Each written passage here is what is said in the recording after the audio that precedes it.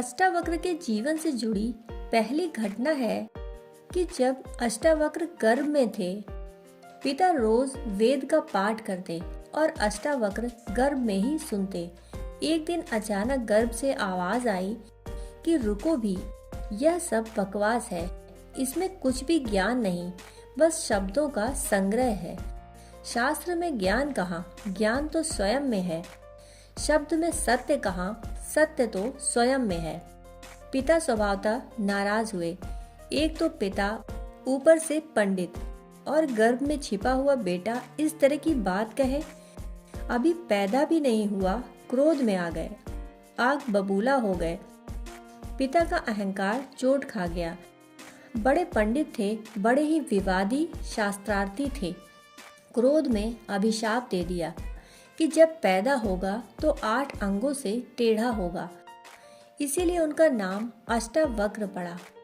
8 जगह से कुबड़े पैदा हुए, 8 जगह से ऊंट की भांति तिरछे।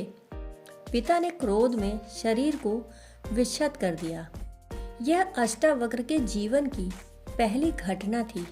अष्टावक्र के जीवन से जुड़ी दूसरी घटना जब वे 12 वर्ष के थे तब की है। ये चमार यहाँ क्या कर रहे हैं? अष्टावक्र के जीवन से जुड़ी यह घटना है।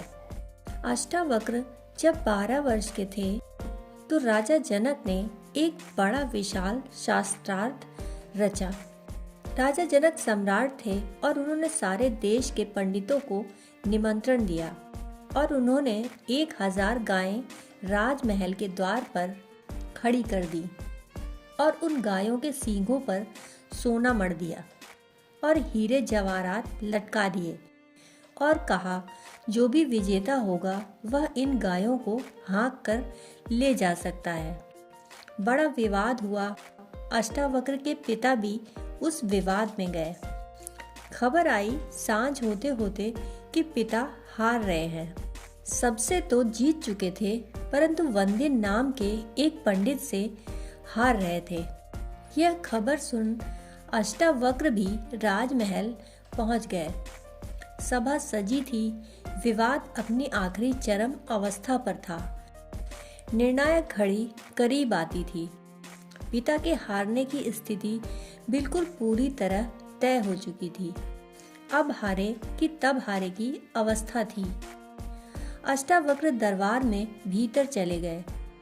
पंडितों ने उन्हें देखा। महापंडित इकट्ठे थे। वह चलते भी थे तो देखकर लोगों को हंसी आती। उनका 8 अंगों से टेढ़ा मेढ़ा शरीर, उनका चलना भी बड़ा हास्यास्पद था। सारी सभा हंसने लगी। अष्टावक्र भी खिलखिलाकर हंसे। राजा जनक ने पूछा, और सब तो हंसते हैं, वह तो मैं समझ गया क्यों हंसते हैं, परंतु पुत्र तू क्यों हंसा? अष्टावक्र ने कहा, मैं इसलिए हंस रहा हूँ कि इन चमारों की सभा में सत्य का निर्णय हो रहा है। बड़ा ही अनोखा व्यक्तित्व रहा होगा। उन्होंने कहा, ये चमार यहाँ क्या कर रहे हैं? सभा में सन्नाटा छा गया। चमार? सम्राट ने पूछा, तुम्हारा मतलब? उन्होंने कहा, सीधी सी बात है, इनको चमड़ी ही दिखाई पड़ती है, मैं नहीं दिखाई पड़ता। मुझसे सीधा साधा आदमी खोजना मुश्किल है, वह तो इनको दिखाई ही नहीं पड़ता। इनको तो आड़ा टेढ़ा शरीर ही दिखाई पड़ता है। ये चमार हैं, ये चमड़ी के पारखी हैं। राजन, मंदिर के टेढ़े होने से कहीं आकाश टेढ़ा होता है? घड़े के फूटे होने से कहीं आकाश फूटता है? आकाश तो निर्विकार है।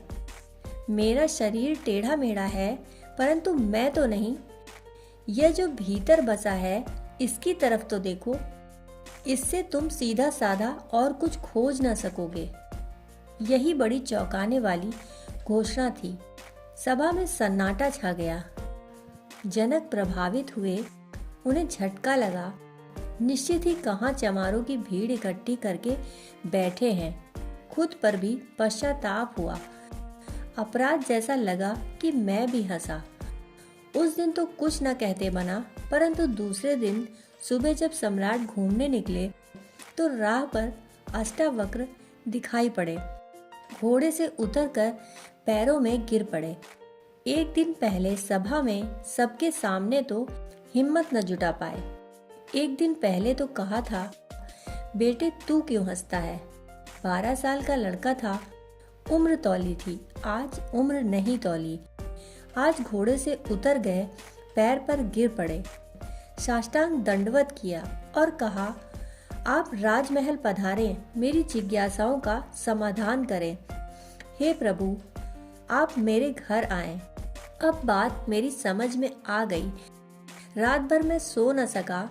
आपने ठीक ही कहा। जो शरीर को ही पहचानते हैं, उनकी पहचान गहरी कहाँ?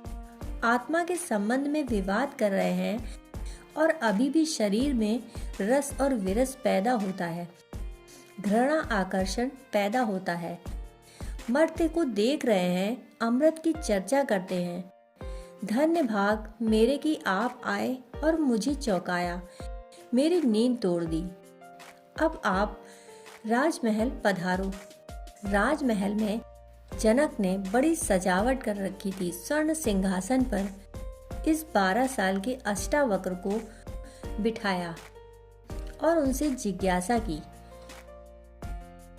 दोस्तों, कहानी सुनने के लिए आपका बहुत बहुत आभार।